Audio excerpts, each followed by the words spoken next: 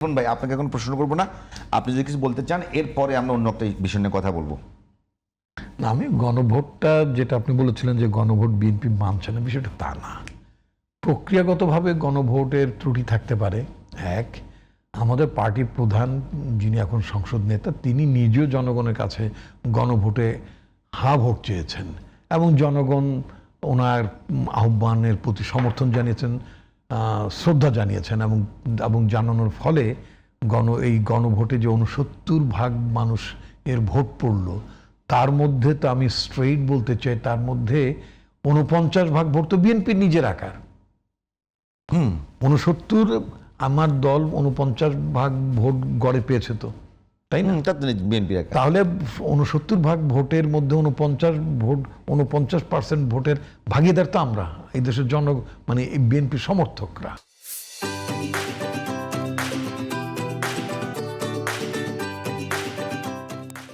এখন কত হচ্ছে কৌশল, এটা যে মানে হোম মিনিস্টার যেটা বলেছেন যে ওই মুহূর্তে গণভোটের প্রতি সমর্থন না জানালে নির্বাচন নিয়ে শঙ্কা ছিল, নির্বাচনে তো শঙ্কা ছিল, এতে তো কোনো সন্দেহ নেই। এই গ্রুপ অফ পিপল যারা এখন অপোজিশন আছেন বা আগে অন্তর্বর্তীকালীন সরকারের মধ্যে বলেন, প্রশাসনের মধ্যে বলেন, তারা তো মানে ভোটটা পিছিয়ে দিতে চেয়েছিল এবং পেছনের নানান প্রক্রিয়ায়। গতকালকে আমি একটা আলোচনা এনসিপির একজন নেতা তাদের সামনেই তো আমি বললাম, এই যে রাষ্ট্রপতি নিয়ে আমার প্রচুর সমালোচনা, আমি বিএনপির মধ্যে সবচেয়ে বেশি ক্রিটিক তার, অনেক বেশি সমালোচনা তার করেছি আমি। আচ্ছা, তো রাষ্ট্রপতিকে যে সময় সরানোর কথা বলা হতো, রাষ্ট্রপতি সরানোর তো সাংবিধানিক কত নিয়ম আছে, আপনি ইমপিচ করবেন, মানে সরানো মানে ইমপিচ করা, অথবা উনি পদত্যাগ করেন, ইমপিচের ভয় যদি উনি পদত্যাগ করেন সেটা আলাদা। আচ্ছা, উনি যদি পদত্যাগ করতেন, ইমপিচ করতে সংসদ লাগবে না? ইয়েস, সেটি তো বলতে চাচ্ছি। সাংবিধানিক সেই সংসদের সদস্যই তো ছিল না, একটা সংসদ ছিল না তো রে ভাই।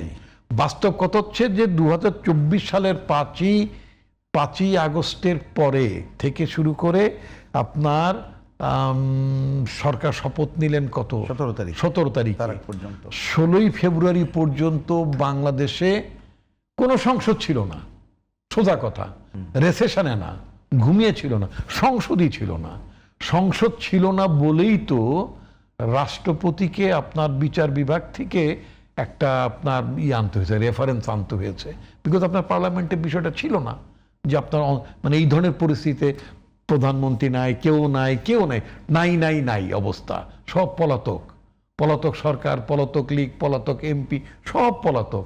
তো এই যে একটা পলাতক পরিস্থিতির মধ্যে তখন তাহলে দেশটা তো চলতে হবে। তখন বিচার বিভাগের তরফ থেকে বলা হলো যে a kind of interim government can perform the responsibilities, এটা কিন্তু ইনস্টল করা যেতে পারে, সেইভাবে হলো। আচ্ছা, কি সংসদকে বাইপাস করে গেলেন?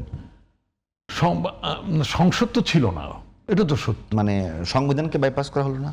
না, বাইপাস তো ওই যে আপনার সংবিধানই আছে, যদি কোনো কিছু যদি অনুচ্চারিত থাকে, কোনো কিছু যদি অনুচ্চারিত থাকে, অনুল্লিখিত থাকে, তাহলে সেটা অধিকতর ব্যাখ্যার জন্য 106 এর সংবিধান 106 অনুযায়ী president can ask for a reference. ওটা অনেক বিতর্ক আছে যে মানে সাংবিধানিক সংকট কি, কিংবা ওই সময় যে মানে সর্বোচ্চ নির্বাহী পালিয়ে যাওয়া, এসব মিলে বিতর্ক আছে যে ওই সময় রাষ্ট্রপতি আসলে চাইতে পারেন কি পারেন না। রাষ্ট্রপতি, আমি বলছি, প্রধানমন্ত্রীর পরামর্শ ছাড়া কি করতে পারেন সেটা নির্দিষ্ট করা আছে। প্রধানমন্ত্রী ধরেন, কথার কথা প্রধানমন্ত্রী পালাই গেছে ভাই, তাদের নাই তো প্রধানমন্ত্রী তো নাই। এটা দেশের জনগণ দেখছে, যিনি পিছন দরজা হেলিকপ্টার করে নাকি একটা পরে আমি কয়েকদিন আগে জানলাম, আমিও তো জানতাম না, কারণ আমি তার বাহিনী লোক না।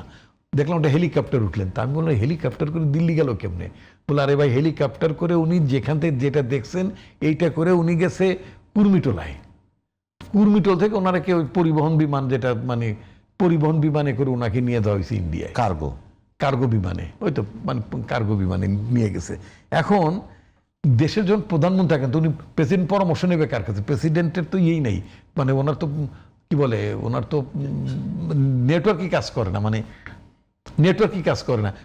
উনি কার পরামর্শে করবে? এটা অদ্ভুত অবস্থা, এটা বিধি কিসরি অবস্থা, সোজা কথা, তাই না? আচ্ছা, আর সর্বোপরি ওই লোকটা, ওই মহিলা তো নির্বাচিতই ছিলেন না। সংবিধান তো তার জন্যই প্রযোজ্য, সংবিধান সেখানে আপনি অনুসরণ করবেন যখন আপনি নিজে সাংবিধানিক কর্তৃত্বের অধিকারী হবেন, সাংবিধানিকভাবে নির্বাচিত হবেন এবং কনস্টিটিউশন আপনি এক্সারসাইজ করার মানে এম্পাওয়ার্ড হন। এম্পাওয়ার্ড হবেন আর কি। তা আপনি তো কনস্টিটিউশন এক্সারসাইজ করার জন্য এম্পাওয়ার্ড না। আপনি দিনের ভোট রাতে করে ফেললেন, পৃথিবীতে কোনদিন রাতের বেলা ভোট হয়নি কি?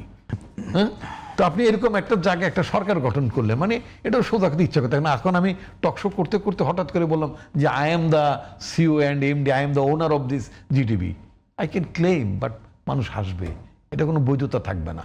তো তেমনি একটা বিধি কিসি অবস্থা রে ভাই, এটা প্রেসিডেন্ট বলেছেন এবং মানে আমাদের চিফ অফ আর্মি স্টাফ নিজেও বলেছেন যে মানে আমি দায়িত্ব নিলাম, বলেছেন তো উনি। হ্যাঁ বলেছে, একটা ঐতিহাসিক মানে ডায়লগ যে আমি দায়িত্ব নিলাম।